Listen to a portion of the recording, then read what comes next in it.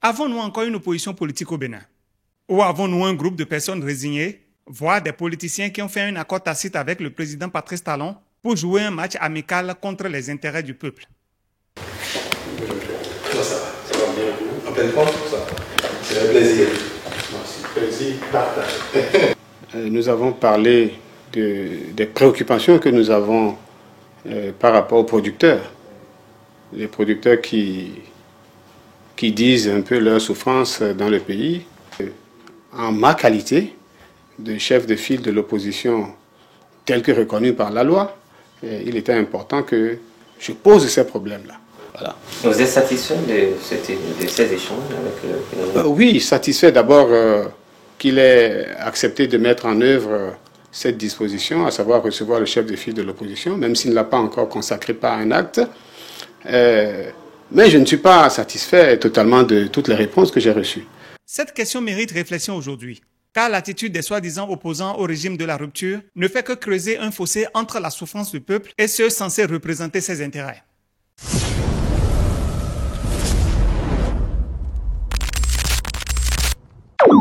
Bonjour à toutes et à tous et bienvenue encore une fois sur ma chaîne Achille Free. Aujourd'hui, vu tout ce que nous voyons et ce que nous entendons, il est important qu'en tant que jeunes de ce pays, nous puissions nous poser certaines questions.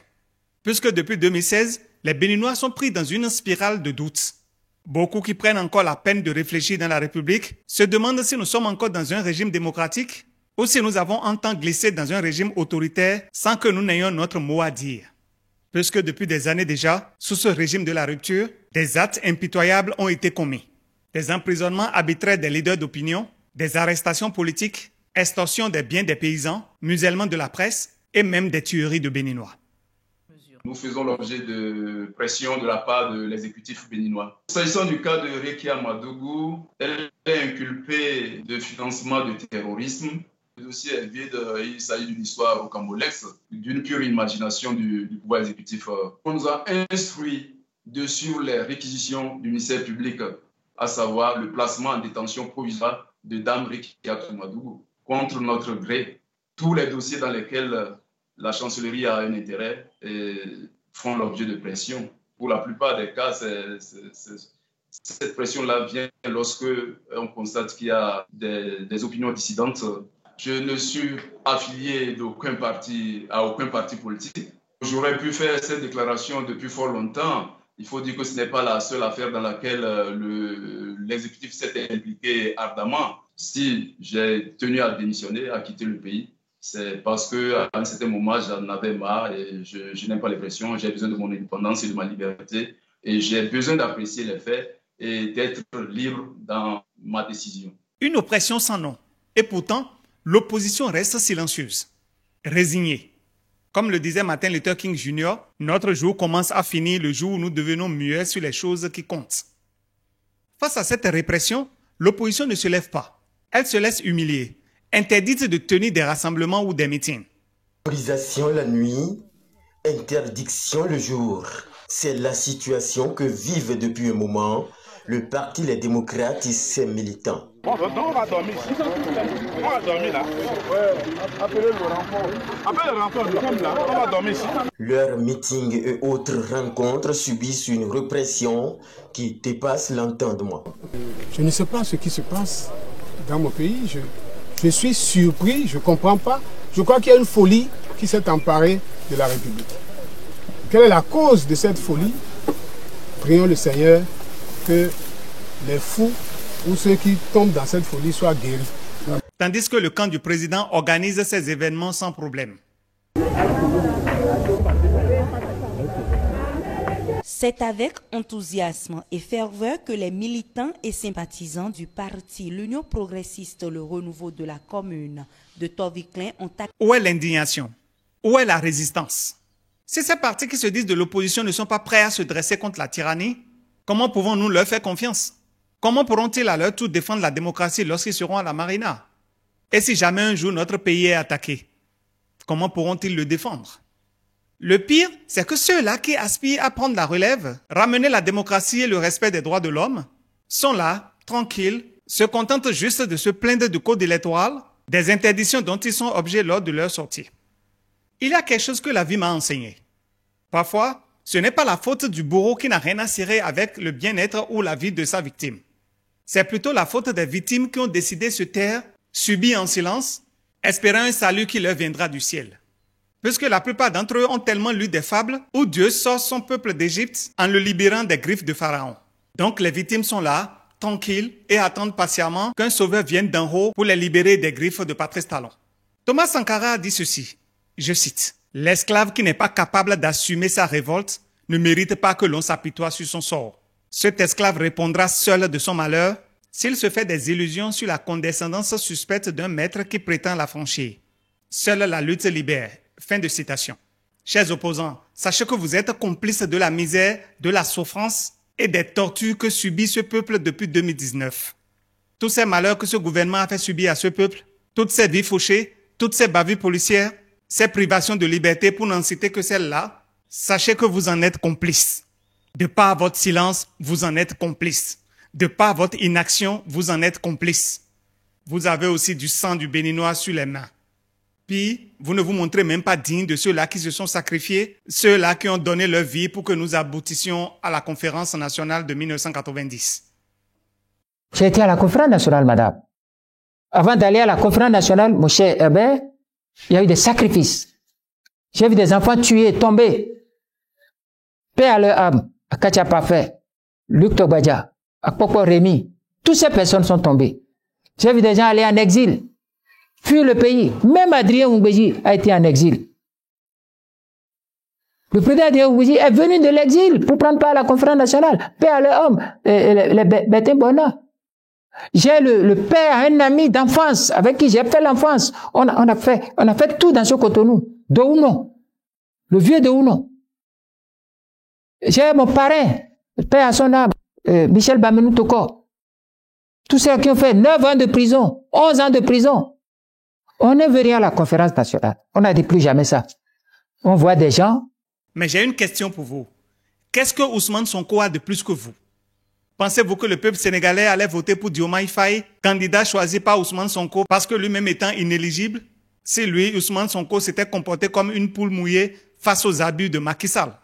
Non, je ne pense pas. Puisque le vaillant peuple choisit ceux qui ont une paire de boules dans les caleçons. Des leaders qui sont capables de se tenir debout face aux tyrans et de dire non. Ces leaders que l'emprisonnement n'effraie pas. Nous avions tous vu sur les élections de 2021 avec le système manipulé à souhait. Un parti fantôme orangé avait été créé dans la foulée avec un certain Kowe et Irénée Agossa pour légiférer la mascarade électorale orchestrée par le président Patrice Talon. Et pour avoir dit non à cette mascarade, nos frères et sœurs ont payé de leur vie. Aujourd'hui, au nom d'une réforme électorale, le peuple béninois a été privé de son droit de choisir librement son leader.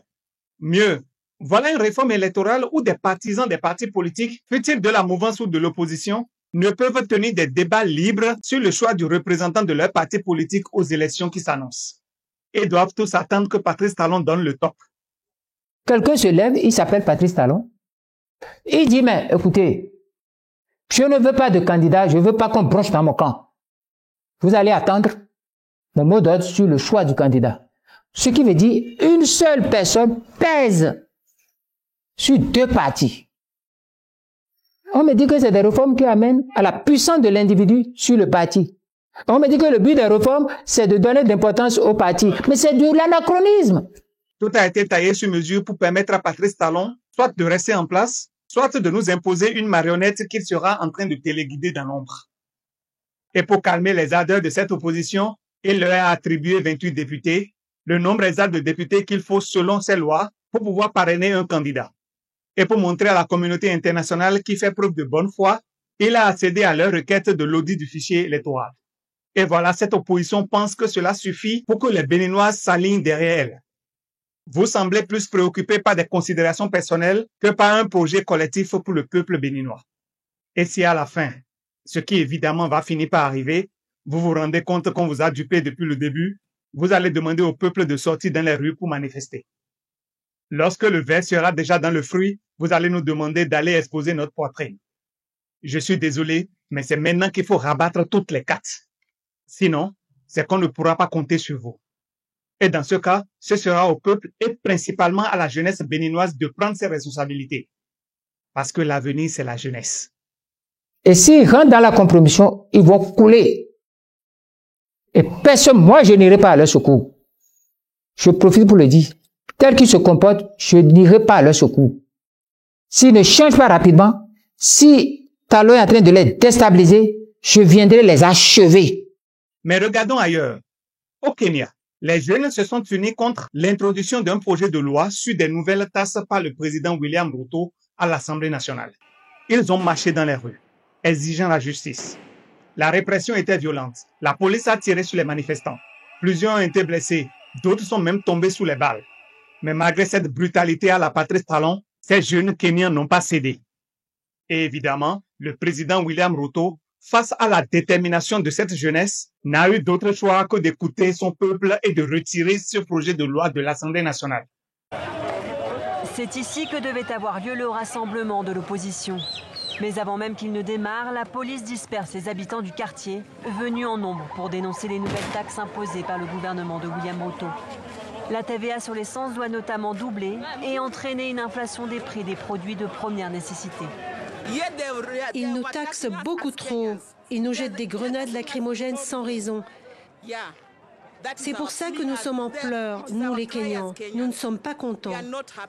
Notre situation n'est pas bonne en ce moment. Le peuple souffre. De nouvelles manifestations ont éclaté vendredi au Kenya. Des centaines d'étudiants de l'université de Nairobi ont bloqué une autoroute majeure, exprimant leur colère contre les kidnappings et le gouvernement. Depuis le mois dernier, le pays est en proie à des semaines de troubles menant à des appels à la démission du président William Ruto. Bien que ce dernier ait limogé presque tous ses ministres jeudi, les tensions persistent. William Ruto a dissous le gouvernement, mais ça ne signifie rien, absolument rien. Il doit rentrer chez lui. Il nous a peut-être menti en disant avoir dissous son cabinet. Il est corrompu, c'est un menteur, c'est un voleur, c'est le diable en personne.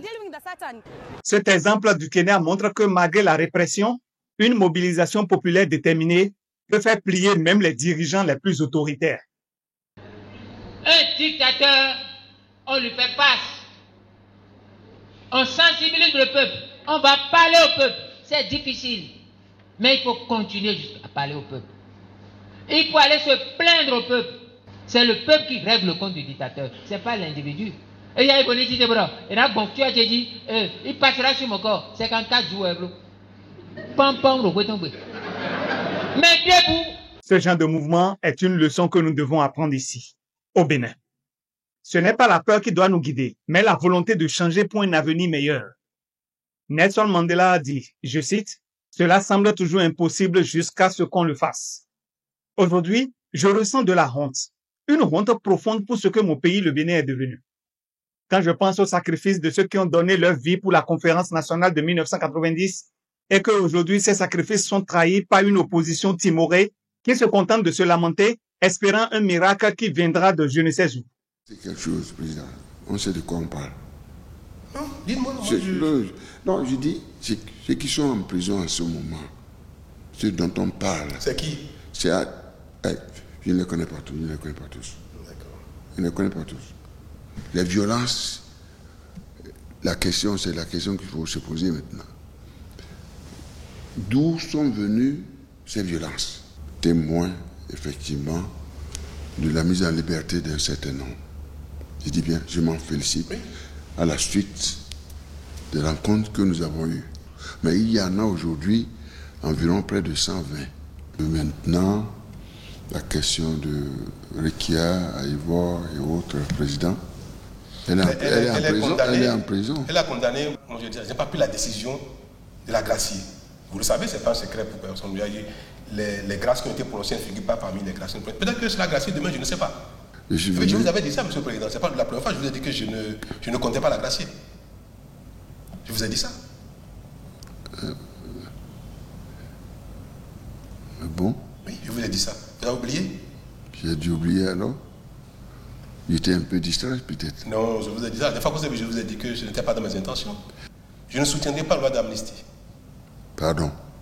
Président, ne faites pas. Et c'est justement ce genre de comportement qui maintient nos frères encore dans les prisons.